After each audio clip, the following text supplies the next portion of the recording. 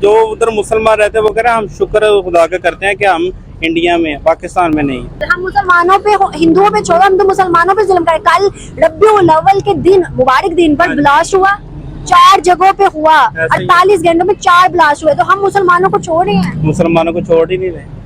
तो क्या फ्यूचर देख रहे हैं हमारा पाकिस्तान में? तबाही वाला।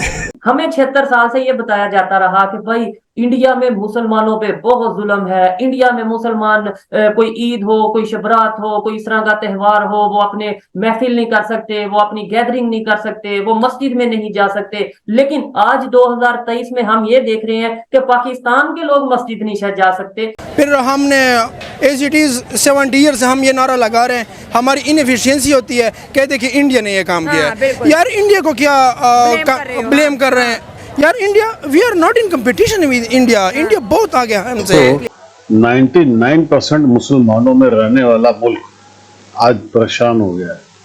हैरान है कि जहाँ पे 82-83% हिंदू रहते हैं, सनातनी रहते हैं, जिनके बारे में इन्होंने दुनिया जहान की अफवाहें उड़ा रखी थी कि मुसलमानों को मार देते हैं, काट देते हैं, फूंक देते हैं, और वहाँ पे वो इतने सुखी हैं, इतने खुश हैं, हर जगह नमाज पढ़ सकते हैं अपने मस्जिदों में जाके जब मर्जी, प्रॉब्लम नहीं कोई।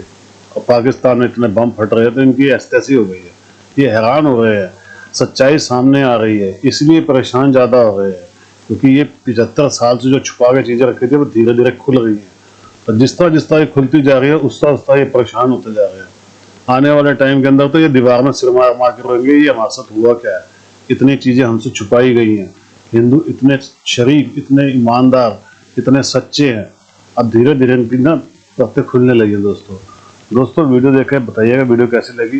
वीडियो को लाइक और सब्सक्राइब जरूर कर लीजिएगा। Thank you very much. उन्होंने फिर से एक दफा $11 बिलियन की चाइना और सऊदीया से एड मांगी है, लोन नहीं एड मांगी है। कब तक पाकिस्तान एड पे चलता रहेगा? ये कर्जे पे चल रहा है पाकिस्तान, सिर्फ गरीब का खून निचोड़ है और तो कुछ भी नहीं है। जो भी हुकूमत आती है बस गरीब पे खून निचोड़ती है। पाकिस्तानियों को भिखारिस्तान कहा जाता है, क्या ये सही है? कह रहे हैं ये भिखारी है, इसलिए तो हाथ मांग मांग के इन्होंने अवाम के ऊपर इतना कर्जा चढ़ा दिया। हम तो खा ये रहे हैं और दे हम लोग ले हैं। सही बात है। हम तो कहते हैं कि हमारे में जज्बा बहुत है, हम तो बहुत ज्यादा अफजल कौम है हिंदुस्तान से। अब हिंदुस्तान जो तीसरी बड़ी मौशत है, अगर वो तीसरी बड़ी मौशत है, क्या इस सारे सिचुएशन को देखते हुए हम उनका मुकाबला कर सकते हैं? कभी भी नहीं कर सकते। हालांकि वो हम मुसलमान है, हमारे अंदर इंसानियत ही खत्म हो चुकी है। सही पूछे तो हमसे ज्यादा उधर भी है वही, लेकिन वो हमसे अच्छे हैं। वो कह रहे हैं हम उधर अच्छे हैं, उधर हर चीज की सहूलत है। यहाँ पे क्या सहूलत दे रहे हैं, वहाँ को कोई सहूलत नहीं दे रहे। बिल्कुल ऐसे 1948 मतलब 1947 जब अलग हुए थे तो 1948 में पहली एड मांगी थी अमेरिका से। वब से लेके अब तक हम देखें तो एड हर कुछ अरसे बाद एड मांगी जाती है। अब उस एड के चलते हुए क्या आने वाले टाइम के अंदर पाकिस्तान का मुकाबला हम कर सकते हैं उनका? कभी भी नहीं कर सकते। आप खुद समझदार है, कैसे कर सकते हैं? वो जो उधर मुसलमान रहते हैं वो कह रहे हैं हम शुक्र खुदा का करते हैं कि हम इंडिया में, पाकिस्तान में नहीं। हम मुसलमानों पे, हिंदुओं पे छोड़ो, हम तो मुसलमानों पे जुल्म करें। कल रब्बीउल अव्वल के दिन, मुबारक दिन पर ब्लास्ट हुआ, 4 जगहों पे हुआ, 48 घंटों में 4 ब्लास्ट हुए। तो हम मुसलमानों को छोड़ रहे हैं, मुसलमानों को छोड़ ही नहीं रहे। तो क्या फ्यूचर देख रहे हैं हमारा पाकिस्तान में? तबाही वाला। हमें 76 साल से ये बताया जाता रहा कि भाई इंडिया में मुसलमानों पे बहुत जुल्म है। इंडिया में मुसलमान कोई ईद हो, कोई शबरात हो, कोई इस तरह का त्योहार हो, वो अपने महफिल नहीं कर सकते, वो अपनी गैदरिंग नहीं कर सकते, वो मस्जिद में नहीं जा सकते। लेकिन आज 2023 में हम ये देख रहे हैं कि पाकिस्तान के लोग मस्जिद नहीं जा सकते। अब कुछ लोगों को ये बात बुरी लगेगी कि भाई कौन सा ऐसा एरिया जहाँ पे पाकिस्तानी मस्जिद नहीं जा सकते, लेकिन अगर टेक्निकली देखा जाए तो बलोचिस्तान में जो वाकया हुआ है उसके बाद क्या कोई गैदरिंग करते डरेगा नहीं बलोचिस्तान में, यानी कि आजादी से नहीं जा पाएगा, अपनी मर्जी से नहीं जा पाएगा। लेकिन दूसरी साइड अगर भारत की बात करें, वहां पे मुझे पर्सनली कई लोगों ने वीडियोस भेजी हैं कि 12 रबीउल अव्वल को ईद मिलादुन नबी पे किस तरीके से गैदरिंग हुई है, किस तरीके से मुसलमान इकट्ठे हुए हैं, जलसे जुलूस निकले हैं और बड़ा एक अच्छा इन्वायरमेंट रहा है। नादिया जी क्या कहेंगी आप इसके ऊपर? 82% सनातनियों की भीड़ में, 82% सनातनियों की मेजॉरिटी पॉपुलेशन में 14% मुसलमान के 72 फिरका सर उठा करके यहां पर जीते हैं।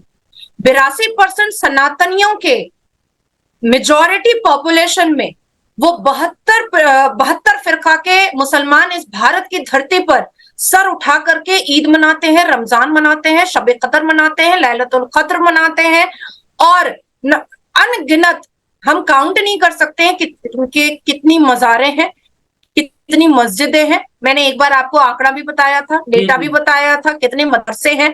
तो यहाँ पर लोग सर उठा करके जीते हैं। अब मैं आपको बताती हूँ कि मुस्लिम मेजॉरिटी एक कंट्री इंडोनेशिया है जिसके करेंसी पर गणेश भगवान है। तो देखिए, दिल बड़ा होना चाहिए, ऐसे ही है। सूझबूझ होनी चाहिए, एडुकेशन होना चाहिए। अगर देश एडुकेटेड होता है, एकेडमिक क्वालिफिकेशन से एडुकेटेड होता है, तो वो देश कभी भी किसी भी तरीके का डिस्क्रिमिनेशन और भेदभाव नहीं करता है। जब इंटरनेशनल मुस्लिम लीग के जनरल सेक्रेटरी शेख ईसा आए थे, तो उन्होंने इन्हीं आंकड़ों के बिना पर और उन्होंने इन्हीं सब चीजों के बिना पर इतनी बड़ी स्पीच दी थी हमारे प्रेसिडेंट ऑफ भारत के बगल में खड़े होकर के, कि भारत अब एक ऐसा देश बन चुका है जहां पर हर एक धर्म के लोग, हर एक जात के लोग सर उठा करके जीते हैं और सर उठा करके अपनी अपनी बातों को रखते हैं। तो ये जो भी कोई ये अफवाह उड़ाता है कि भारत के मुसलमान डिप्राइव हैं, मैं तो कानून सख्त करने की बात बार बार अपने केंद्र की सरकार से कहती हूँ कि 89%, 14% में 89% के ऊपर मोलेस्टेशन, ईव टीजिंग और मुसलमान लड़कों के ऊपर रेप के केसेस चल रहे हैं। उत्तर प्रदेश में हर दूसरे दिन 10-12 लड़के मार खाते हैं गली कूचों में, मुसलमान लड़के, क्योंकि वो स्कूल की बच्चियों का दुपट्टा खींचते हैं।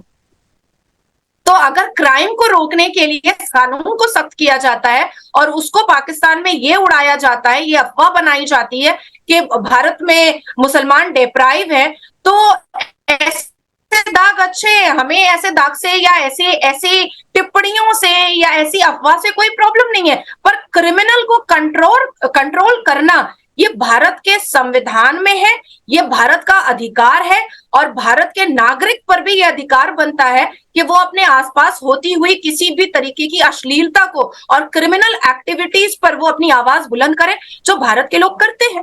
फिर हमने एज इट इज़ 70 ईयर्स हम ये नारा लगा रहे हैं, हमारी इनएफिशिएंसी होती है, कहते कि इंडिया ने ये काम किया है। यार इंडिया को क्या ब्लेम कर रहे हैं?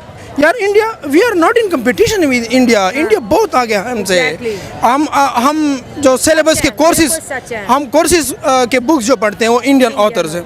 हम जब एक लेक्चर तैयार करते हैं इंडियन के ऑथर से और पूरा सोशल मीडिया में आईटी से रिलेटेड जितने भी कोर्सेज हैं इंडिया ही करवा रहे हैं। अभी आप देख लेना, आपको पूरे पाकिस्तान में एप्पल का एक फ्रेंचाइज नहीं मिलेगा। इंडिया में 2 हैं। इंडिया में 2 है, मेड इन इंडिया भी है। हाँ, टाटा। तो अगर वो ये स्लोगन लगाते हैं कि we are the hegemon of South Asia, तो I think they deserve this. उनको, यार मैं कहता हूँ ना, दुश्मन भी कोई चीज डिजर्व करे उसको क्रेडिट देने चाहिए। दुश्मन ये जरूर समझेंगे दोस्तों, इसीलिए हम भी इनको दुश्मन समझते हैं। दोस्तों, इनको कभी दोस्त नहीं बनाना, इनको कोई गंगा जमनी तहजीब के चक्कर में मत आना दोस्तों। ये वो कौम ही नहीं है, इसलिए इनको दूर रहना चाहिए, इनको दूर रखना भी चाहिए।